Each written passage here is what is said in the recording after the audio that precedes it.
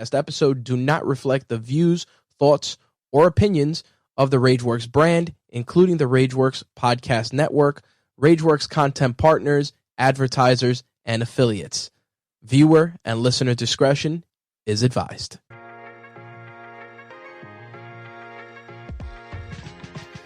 Hey, you. Yeah, you, the listener. In case you haven't heard, because I've been basically saying it for the past few weeks, we just started a new network. Yeah, New York Wrestle Media. It's a whole virtual experience visually for all those connected in the world of wrestling, pop culture, live stream video games. Oh, it's happening. And it's not only me doing it. Yeah. Got a few cohorts who jumped in the mix. Covering subject matters as history, indie wrestling, news of the day, pop culture, and like I mentioned, video games. I know, me too. I'm excited. Make sure you check us out on YouTube, Twitch, and on TikTok for New York Wrestle Media. Follow, subscribe, like, be a part of the vibe of all things connected with New York Wrestle Media.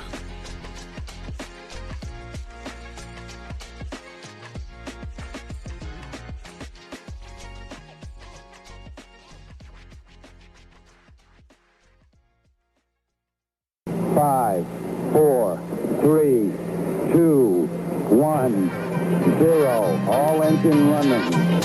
Liftoff.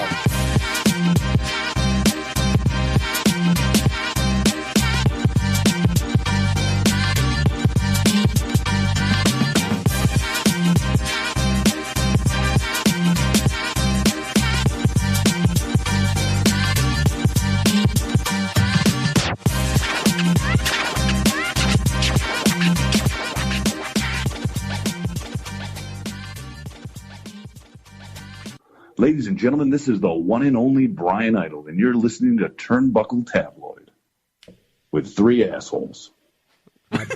My dick got hard. Give me a fucking mic! Turnbuckle Tabloid, cutting a promo. Cutting a promo, my friend, and if I sound a little bit off kilter, it's because I was under the weather this past weekend, got the stomach bug, the virus. And oof, was it good? I felt like I was in the Super Bowl. I felt like I was a running back going through the hole, getting hit by defensive linemen, linebackers, and the safety. And even if the kicker wanted to hit me, that's what it felt like. It could have been all that in one. It was not a good one. That bug is going around and it's going around nasty. The household is all messed up. Super producer Sally and Ma, they're all beat up. So they're getting through it. Thankfully, it was only a 24-hour bug. It was crazy because I thought it was that I went in a little bit too much. I indulged a little bit too much the night before, but I kind of realized that, yeah, no, this is not how it usually feels like. No, this is not what goes down. So I made sure that, stayed hydrated, did some Gatorade, made sure the old poop chute and everything else was covered because it was coming out everywhere. It was nasty, but nonetheless, we're back in form. And this week's Cutting a Promo is about the WWE releases. Some people were shocked by this. Some were upset. Many had opinions about it, but I must say that, things do occur in the wrestling world as in all business. Listen, you got to take into consideration, sometimes you got to part ways. Some people can't get jobs. Some people can't get the positions that they want. Some people can't get raises or promotions and such. And sometimes you got to step down, resign, or be let go. That's part of business. I know a lot of people were more inclined to discuss on how WWE says, this is all budget cuts thing, or this is cuts being made so that the next in line could start moving up, which in both parts could be fair, could be right. But like I mentioned, this happens everywhere. This is all business. This is all what goes down. Just to give a quick synopsis of who was released, we had Duke Hudson, who was released earlier in January. Silently, he was released. One who was shocked by their release, but also by the fans as well for their release, was Blair Davenport. They actually had some thoughts and belief that there was some plans for her to get a push down the line. Isla Dawn was released as well. We had the Authors of Pain with Paul Ellering, which, by the way, man is 70-something years old. How is he going to be? You can sit down, bro. It's fine. You enjoyed a great career. It's good. It's fine. Another shock to many, probably not by me, but by many, was Cedric Alexander, who was released. A big one that a lot of people didn't see coming, but I did. Yeah, I think I saw the writing on the wall with that, was Giovanni Vinci. And lastly was the Good Brothers, Luke Gallows and Carl Anderson. Just my quick thought about those altogether. Blair, I actually thought had an upswing. I thought maybe there would have been something for her there. I think maybe that there was problems with trying to fit her in the program, especially with the different personalities that now are involved and not or are now returning.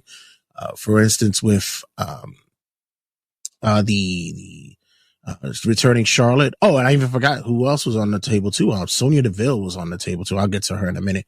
But yeah, there was some possibilities that she may have been basically X'd out by the up and coming, incoming, returning stars.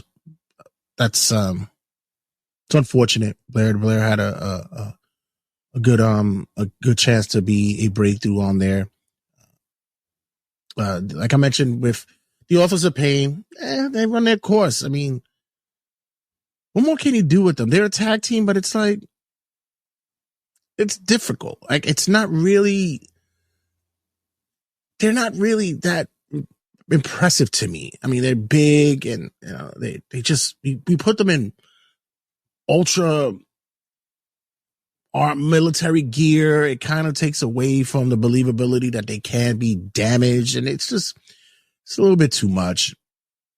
Paul Ellering, like I said, had an amazing career wrestling. Was part of the Legion of Doom, the Road Warriors, managerial staffing and such. He was a key fixture in helping to put those guys over back in the 80s and the 90s and such. So his part there was just running thin. He didn't talk. He just stood there. He just was standing around. What couldn't he do? And like I said, he's 70 years old. Jeez, let him go off into the sunset of retirement beautifully.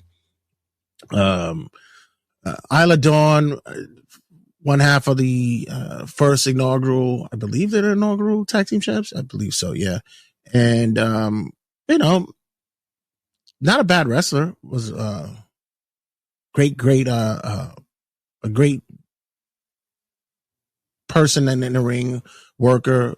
She knew the bump. She knew facials and such. Just another one of those that kind of gets lost in the shuffle when it's there, like going down with the women's division.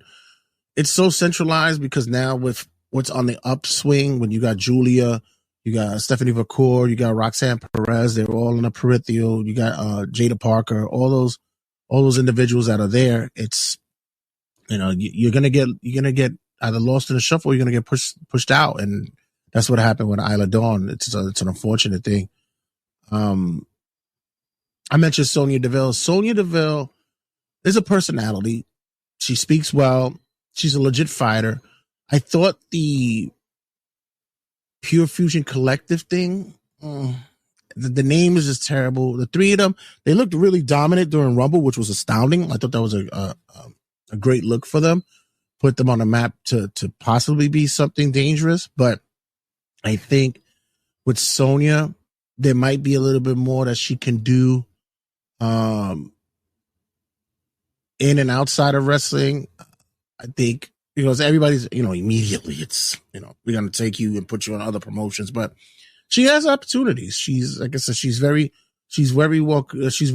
comfortable on the mic. She'll be able to maybe help out in other ventures, maybe becoming a commentator for MMA and such like that. She's, like I said, she'll be okay. I know M2 Inc. is not happy about this one, but Cedric Alexander released as well. You got to think, almost 10 years in the business with WWE. Almost 10 years. I've been 10 years at my job for the department that I work in. When you look at it, it's a long time, man. That's a gig. And yeah, that could really that could be a whole career for a wrestler. I think he showcased that he's still a great worker. Charisma wise, it could be hit or miss with him. I've often felt that as a singles, he'd be great if they had like a certain division for him. But I also believe that as a tag or with a faction, he plays his role very well, especially when he was with the Hurt Business and such like that. So I really believe that he's got much angles, much more opportunities that he can go with, which will be great. Giovanni Vinci, interesting, was with Imperium, let go from Imperium, brought back to Imperium, and I think he has the look. He's not a bad wrestler at all. I know a lot of people were trying to draw comparisons to Claudio, and I know with his look and such like that. But I think with him, there is an upswing to him. I believe that independent wise, he could be a more lucrative gimmick. He'll work well there. He's still a young man, fairly so. And I think that there's a lot of smoothing out of rough edges with him when it comes to working the indie scenes. I think he'll do very well there. He had potential to do something more on a grand scale. I would have probably paired him up with Andrade. Maybe would have given them like that Playboy character look. They both come from money. I think that would have been a great tandem, especially with the tag team division flourishing somewhat in WWE on a SmackDown on a Raw. So I think it would have been a better look for him to get a pairing there, but he didn't get that opportunity. Maybe down the line we could see that. The Good Brothers, Carl Anderson, Luke Gallows. Once again, these are guys who are just legends. They've had grand careers, bro. Like they're made their money, made their bread. It's just, right now that it's a new wave, and these guys are, it's possibly that, like I keep mentioning on the shows, where you got to start moving out the old guard to start bringing in the new ones. It's something that needs to be recognized, that if you want your new stars to become bigger stars, you got to move some people along. Luke Gallows, Carl Anderson, wherever they land, they'll be fine. They'll always get a TNA comeback. They always still got the AEW connections, and they always got their New Japan connection. So they'll be fine. It's just, what more can you do? I want you to think about this, especially when it comes to people being released, and I know fans are sitting there like, well, they never get this person an opportunity. They never let this person shine. They don't get enough TV time, or the case may be.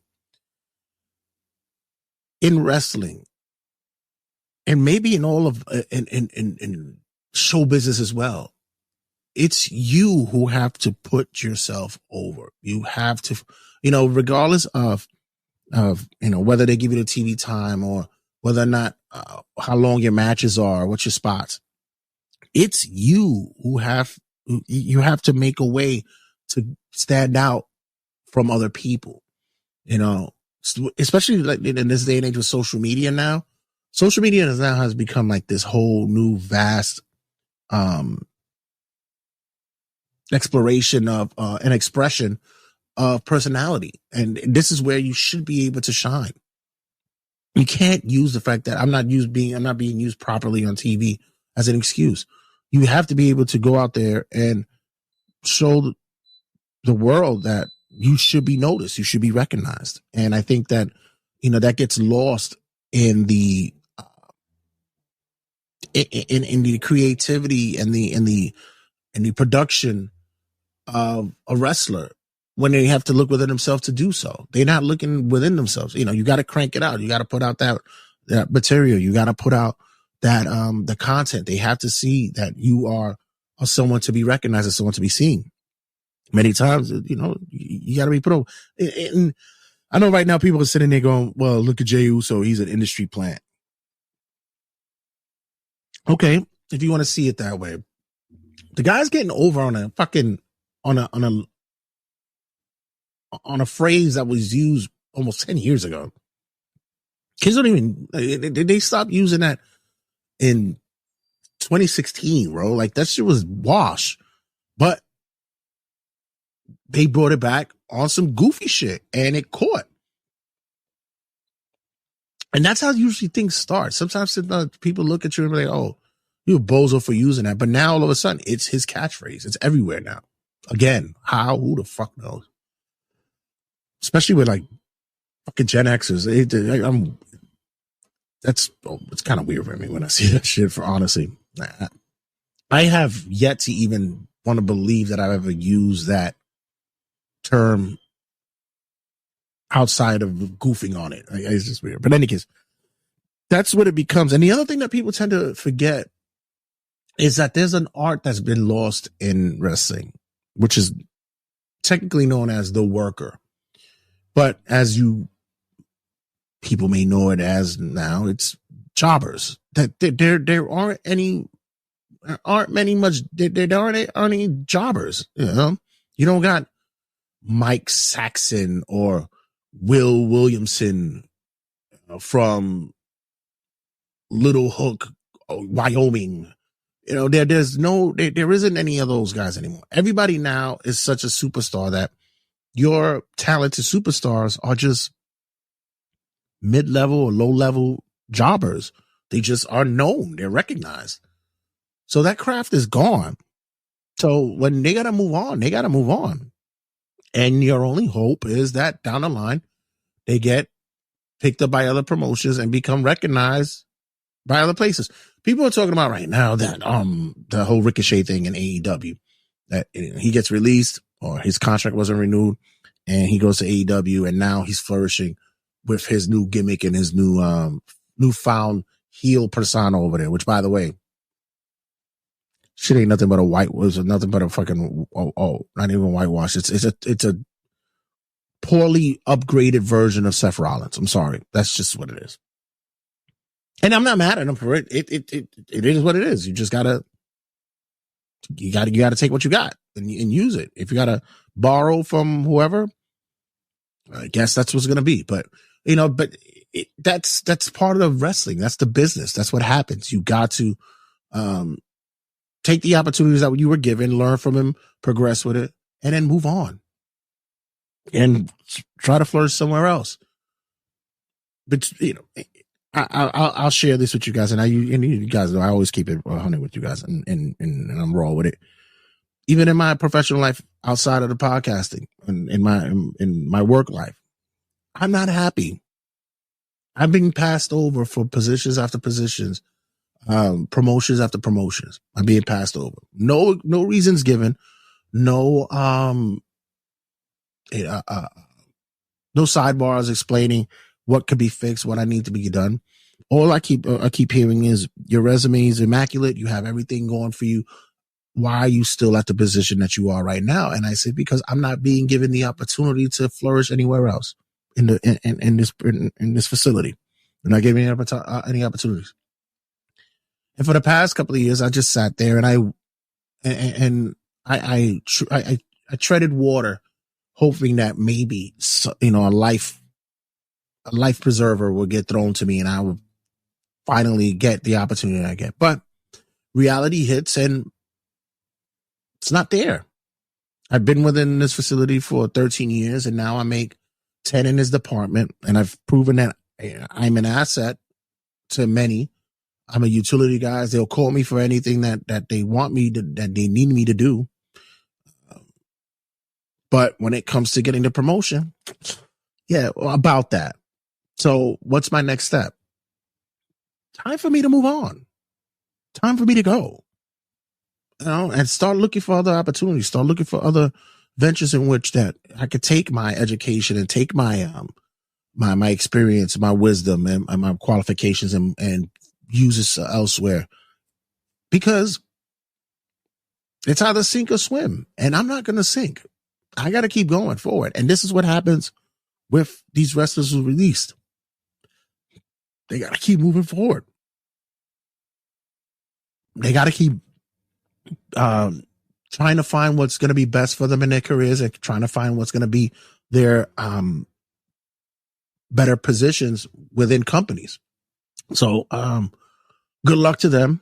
And they, like I said, never look at this as a door closing, as the saying goes. It's just another door opening up. And hopefully this is when many of those will be able to get down the line, which is a new opening, a new fresh start, and find success in other places. And who knows? As the world of wrestling, it's a revolving door. They'll always find their way back one way or another. So on that note, when we come back, we got much to talk about. We're going to have a segment that's usually done on this show. It's called, what is it? That's what it is. Wrestling Rundown, ladies and gentlemen. For this part, this is you guys have been watching this on the YouTubes and on the socials. For Wrestling Rundown, you got to download and subscribe and be a part of the vibe of Turnbuckle Tabloid, and make sure you hear the rest of the show on there as well. So make sure you please follow and like and be a part of Turnbuckle Tabloid on all the podcasting outlets to hear the rest of this episode. And as always, guys, check you guys in a second. What's going on, listeners? This is Kyle Davis of the NWA, and you are listening to Turnbuckle Tabloid. You're making smart choices. Thanks for doing that. I need you to do it. Follow me, follow them. We got this, baby. It's Wrestling Rundown with Jay Santy. Live from New York, it's Turnbuckle Tabloid.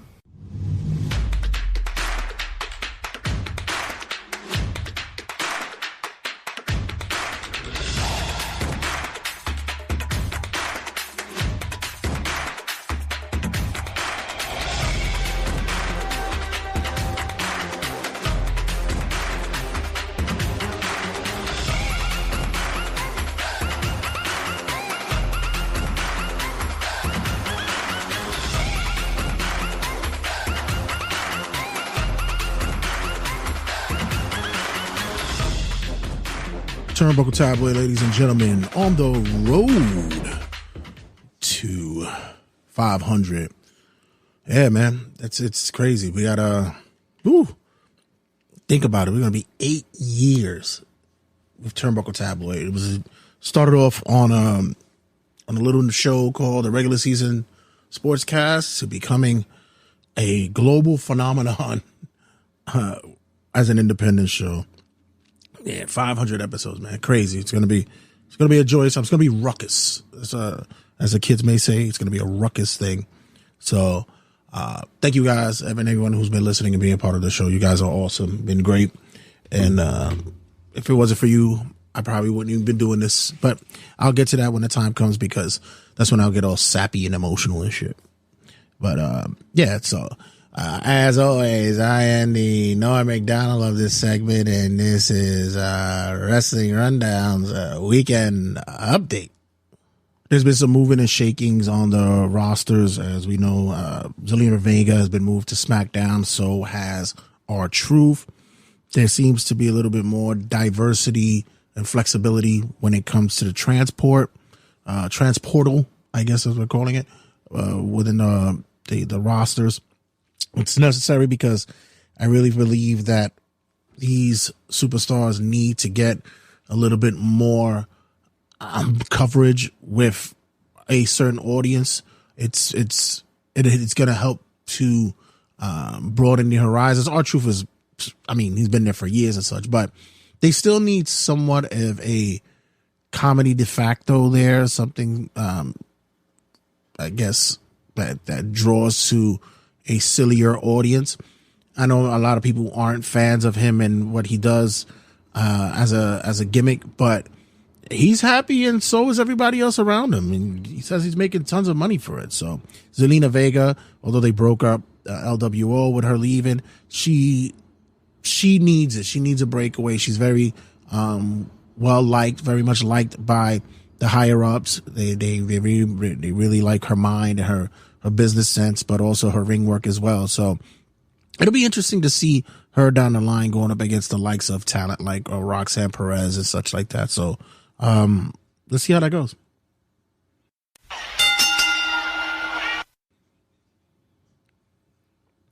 Jordan Grace, as everyone knows, officially signs with WWE. The signing happened the day of Royal Rumble.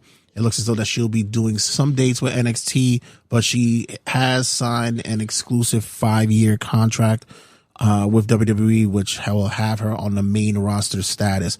Yeah, she's not a woman that needs NXT for too long. She can go out there, start it up for a little bit, keep something flowing a little bit more to get that women's division over a little bit more, which I can't even say that because the women's division in NXT is not actually bad at all. So, but Jordan Grace could go down there and stir up some shit and then basically bump it up to the main roster. So we'll see her come up soon enough.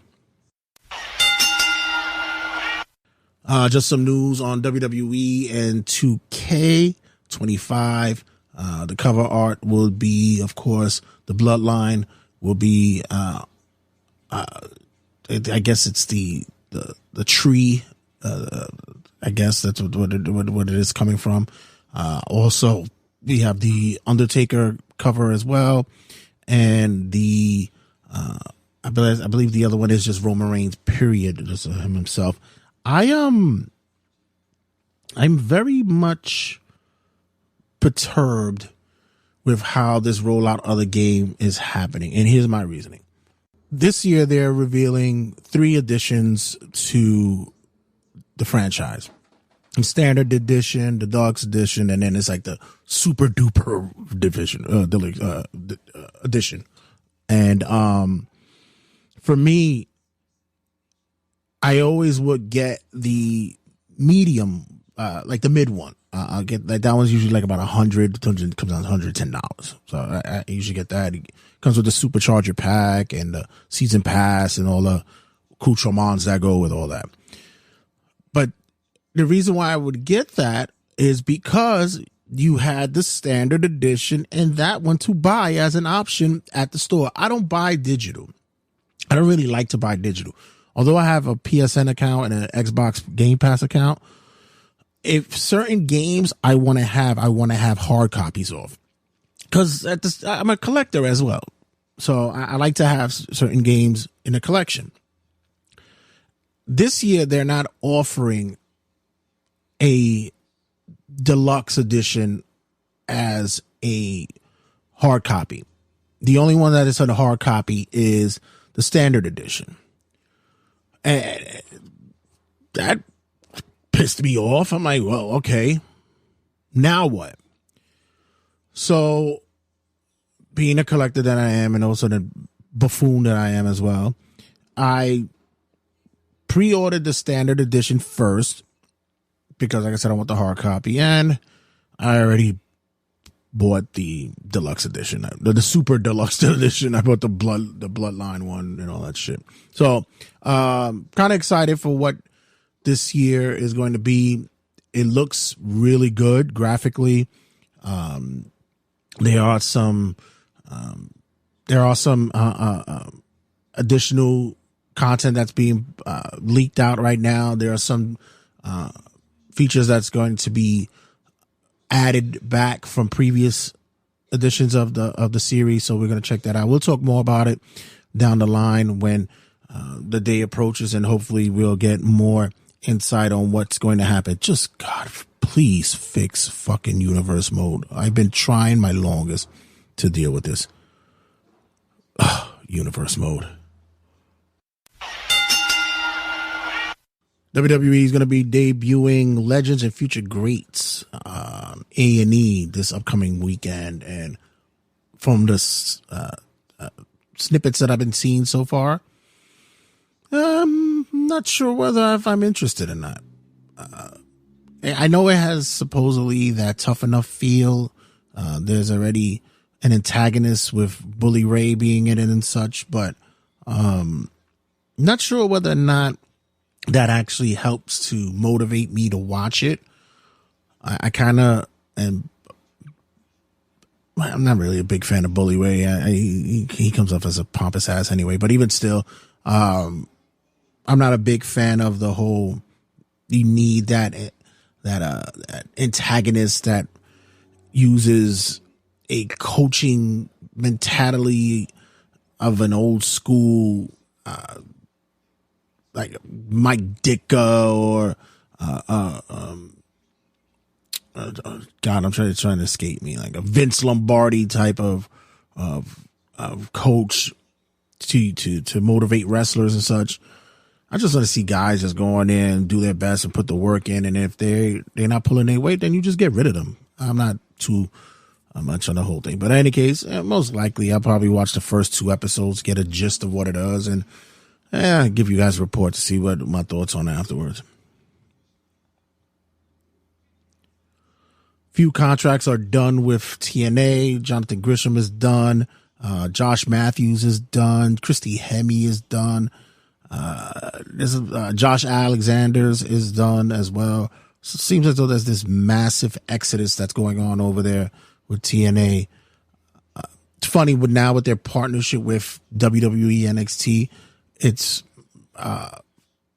be interesting to see who signs with WWE and will be able to go dance with TNA, and it'll probably be something to where they'll do that, but be doing it for more money. So I find it, I don't know if that's a conflict of interest. I don't know what it is, but in a good way, I don't know. But it'll be interesting to see how that plays out. I don't know if you heard recently the comments made by Jim Cornette about the Tessa Blanchard situation with her being booed out of the building and the crowd turning and chanting she's a racist during her match with Jordynne Grace. This is an older story, but I didn't have an opportunity to catch up on it. But just to be clear, Corny didn't come off really good on this one.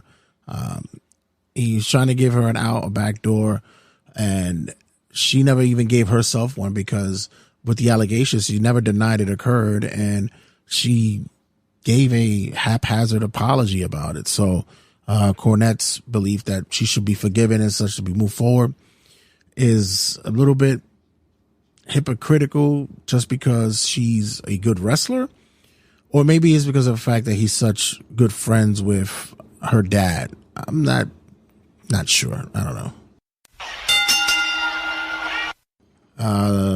Guys didn't know, Charlotte and Andrade are divorced. Seems as though that occurred some time back, and there's recent photos going around with Andrade with a little boy, and I guess the little boy is his son, but don't know how that timeline goes, because he looks young, and this looks like this could have been a child that was birthed while he was married to Charlotte. So that's going to be interesting.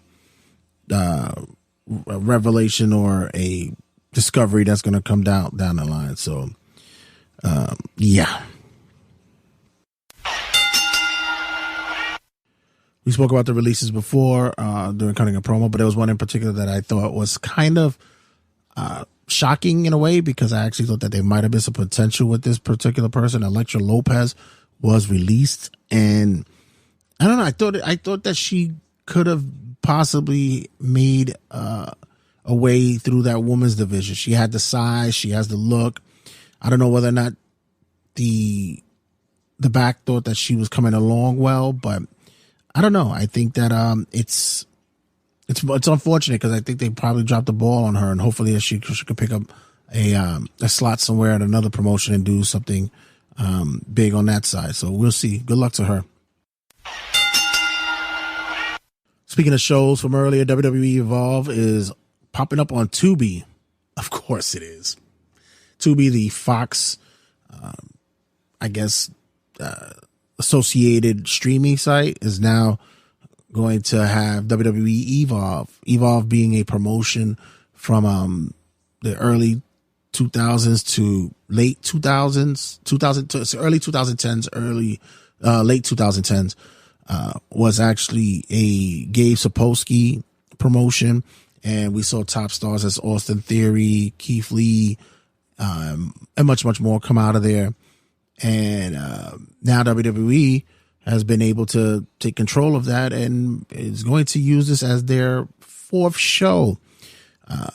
I believe, what was it? Change up, whatever the fuck the name of the show was. They squashed that, but this is going to replace it, and this is going to be more of a story-driven show for up-and-coming acts. So that's should be a good thing. It should be something that we should be able to sink our teeth into. Who's really going to watch this shit on Tubi, honestly?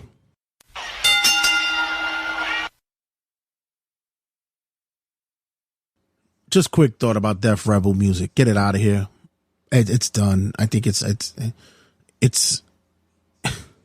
ridiculous. This is just awful music.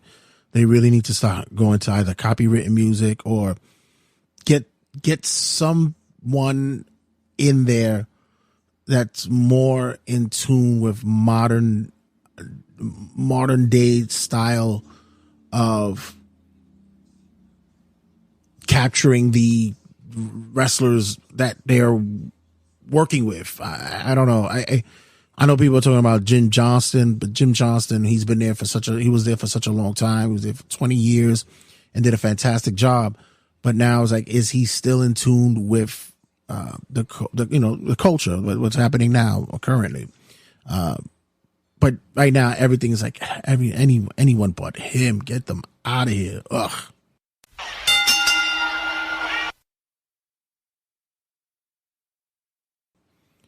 Talking about free agencies, after discussing the TNA the parts, we have Malachi Black as a free agent, him leaving AEW. Also, Miro is no longer with AEW as well. And we just saw a debuting Ricky Starks with a man with no name popping up on NXT. And I don't know, guys, this looks like a mass exodus for talent to start branching out. And listen, they all can't go to WWE. Not everybody can. But I believe with these three guys, there could be something going on where that could help to help boost some morale. I said it before, and somebody brought it up on one of the wrestling groups. If you bring Malachi Black in, put him in to replace Finn Balor or one of those guys as the leader of the Judgment Day. Get that kind of feel going on over there. Or just, bring him in and work him with Karrion Kross or something like that. I would have taken Karrion Kross and put him with Judgment Day. He probably fits better there. But that kind of teaming could actually bring some kind of essence of darkness. It doesn't have to be mystical or magical, but because you already kind of have that with the White Six. But that's something that could be interesting down the line to deal with. By the way, have you guys seen Linda McMahon during her Senate hearing? She looks like a robot. She doesn't even look like a real human being. She looks like she's getting her makeup done at the morgue.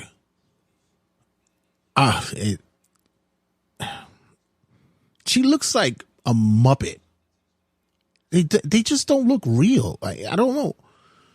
You know, people talking about they talk about the change in country, and we need to start. How? Look at what we're signing up here. Linda McMahon. On another note, shout out to Demolition, who has gotten themselves finally gotten a Legends deal. It's been a long time coming, and it's been it's been a rocky road for them. They seem as though that they had a troubling past with WWE. They were part of that lawsuit that was accusing the WWE of the CTEs and such. They had some bitter ties with the promotion, and now it looks like they're mending the faces and mending the fences, and as well as they should, because Demolition needs to be in their Hall of Fame, and it's something that that's been a long time coming. I know everybody's been happy knowing that one way or another that this could occur, and yeah, man, this needs to be done.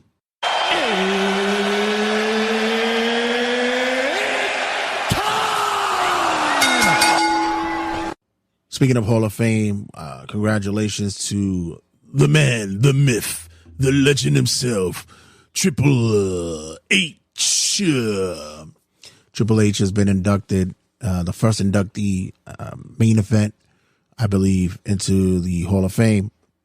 I know he was one of those that did not have this. He had the same mentality of Vince, that he didn't want to go in as a solo. He's already in as DX, but now it's time for them to honor him and his career. We pretty much had the Triple H Kiss Ass Fest, last year's Hall of Fame.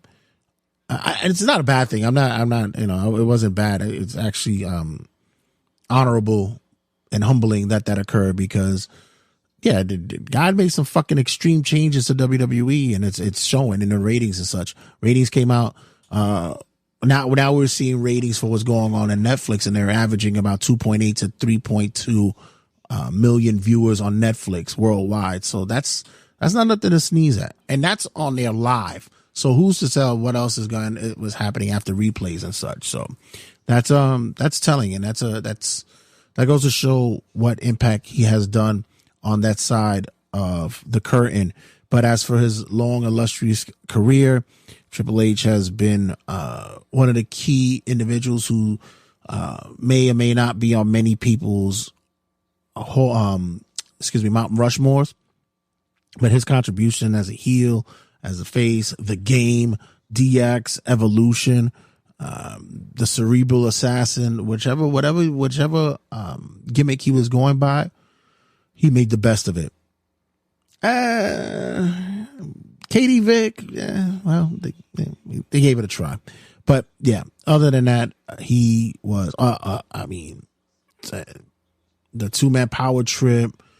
It's all been a hell of a career for Paul Levesque, the man known as Paul Levesque, as well as his current status with the business. And congratulations to him. Whenever I think of hierarchy when it comes to wrestlers, everybody asks me who's your favorite wrestler of all time, who's your current favorite wrestler, and it often shifts with me.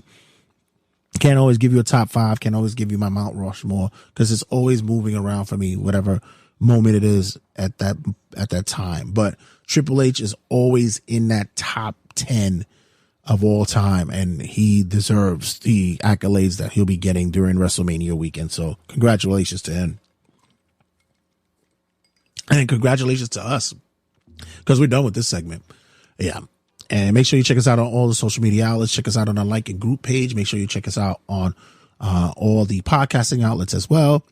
Make sure you check us out on the TikToks, on the YouTubes, and always be sure you check out New York WrestleMedia, where we have all content going down the line. Everything from history to headlocks, to Collar to Pinfall, to Third Announcer's Table, to Press Play with Santee, and much, much more. There's a lot of content there for you guys to check out. Make sure you like, subscribe, be a part of the vibe of that as well, and much, much more. So, as always, guys, show some love on this Valentine's Day weekend, and show some love to your boy here at Turnbuckle Tabloid, your boy Jay Santee, And as always, check you guys in a sec. 5, 4, 3, 2, 1, 0. All engine running. Liftoff.